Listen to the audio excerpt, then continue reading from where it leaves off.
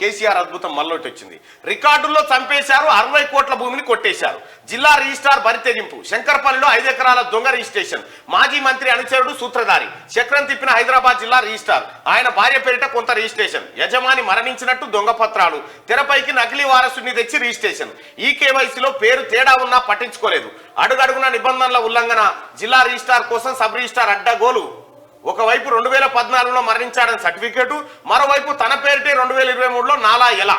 భూ యజమాని పైనే నకిలీ అంటూ ఫిర్యాదు. పేర్లో తేడాలన్నింటికీ సెల్ఫ్ డిక్లరేషన్తో సరి.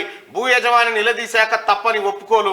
నిజాలు తేల్చాలని పోలీసులకు ఫిర్యాదు. అటు మాజీ మంత్రి అనుచరుడు ఎవ్వడు రామన్ అనుచరులే అయి ఉంటారు వీళ్ళంతా. రికార్డులో చచ్చిపోయిందని చెప్పి కొత్త వారసుని పుట్టించి 60 కోట్ల విలువైన భూమి కొట్టేసిరట. 60 కోట్ల విలువైన భూమి.